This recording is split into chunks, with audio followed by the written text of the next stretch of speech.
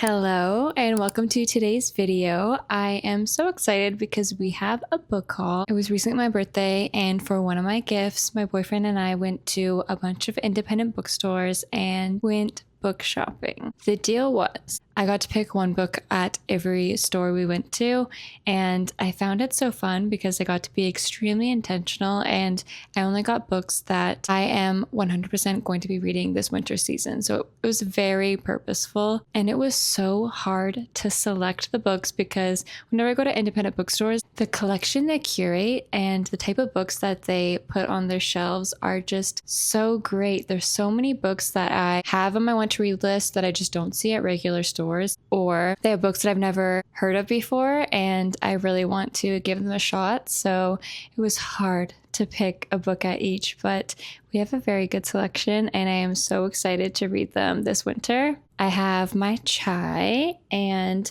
we're going to get right into it. It is freezing outside. I just got home from the book shopping.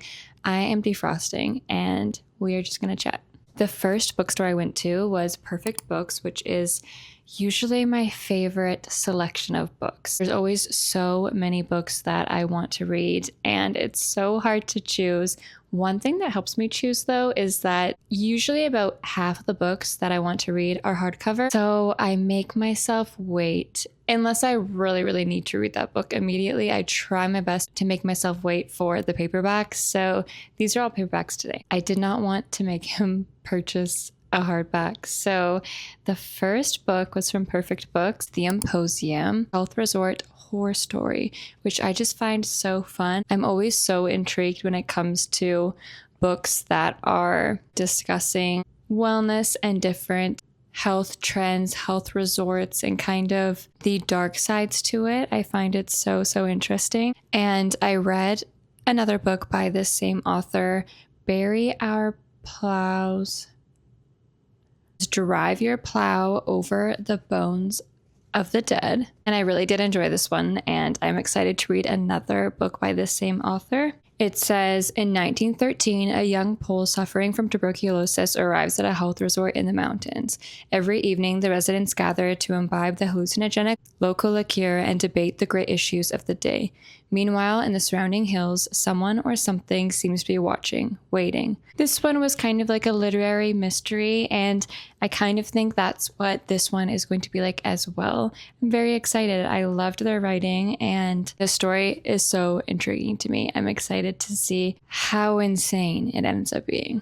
This one also was on my list for so long, but I was waiting for it to come out in soft cover again. I wait a whole entire year. Often the hardback comes out and then the paperback a year later.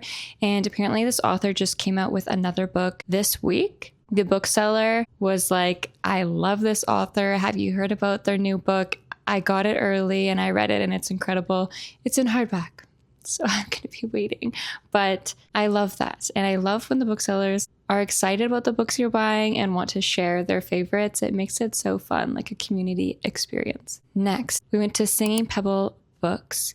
And I love this one as well. They have a little bit of a smaller selection, but I usually still find a book that I'm interested in. And today, it was another horror book. So random, but this is another one that was on my list for a very long time. Was waiting for the paperback to come out, and I'm really excited to read it this season. I'm in the mood for some horror books right now, and that is We Used to Live Here. This was a very popular release when it came out, and I believe they're making it into a movie. They said they were making it into a movie like years ago, and there still isn't a release date, so I'm not too sure what the progress is looking like with that, but it sounds so good. It also just kind of sounds like a classic horror or thriller. There's Charlie and Eve, and they are house flippers, and they are in the house that they are going to be flipping, and a man comes to the door with their family and they ask if they can come into the house. They said that they used to live there and they just want to check it out. I think the father wants to show the kids around the house that he used to live in. It turns frightening. The family doesn't want to leave and some scary things start happening, and that just sounds so intriguing to me. And it feels like something I've had in a nightmare before. Like any type of people coming to your house, like that's the scariest shite ever. Anytime as a kid, if someone was knocking on the door and I was home alone, I was freaked out. So that kind of reminds me of this. Like, what are they doing there? And I cannot wait. This might be the first one I pick up. I have just been dying to read this. And the third bookstore that we went to is one of my absolute favorites. I have spent a lot of time at this bookstore and probably a lot of money, and that is Black Squirrel. They also have a ton of used books. It's mostly used books, and then a coffee shop, and then they have some new ones. And I did get a new one this time. I wasn't sure if I was going to be able to find anything in the store. I feel like I used to be able to find so much, but now I'm really trying to buy books that I'm excited about in the moment, not just excited to find at the store, if that makes sense, because I have collected a lot of books that way. Just being excited that I found it at a used bookstore and knowing that I want to read it at some point, but I'm trying to get books that are exciting me in the moment and I want to run home, rip open, and read. So I picked up another scary one. What is going on? It is Revenge by Yoko Ogawa.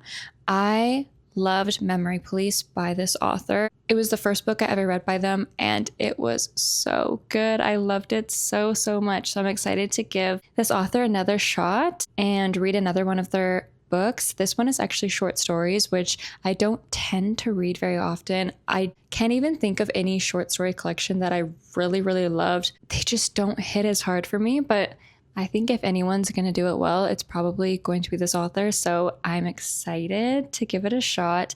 And they're all scary, very scary. It's 11 dark tales, and all of them are supposed to intertwine in some way. Tea break because I'm freezing.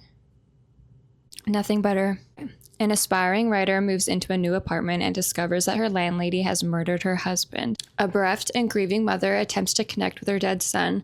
Elsewhere, an accomplished surgeon's jealous lover vows to kill him. Desire meets with impulse and erupts, attracting the attention of the surgeon's neighbor, who is drawn to a decaying residence that is now home only to instruments of human torture. Murderers and mourners, mothers and children, lovers and enemies, their fates converge in an ominous and darkly beautiful web. Each tale here seems to be its own torture chamber, dark and meticulous. More disturbing than the bloody imagery is the eerie calm with which each plot unfolds, as if one act of violence must necessarily transform into the portal for another. This sounds so creepy, so eerie, and I'm excited to see if I like it, and if I do, it'll open up even more books by this author that I cannot wait to read. I'm excited to see their take on eerie, creepy. I just read, like, all of the books I got are horror. All the books I got are scary. And I do not know what that says about how I am feeling, but we're going to have a spooky winter and I cannot wait. So, oops.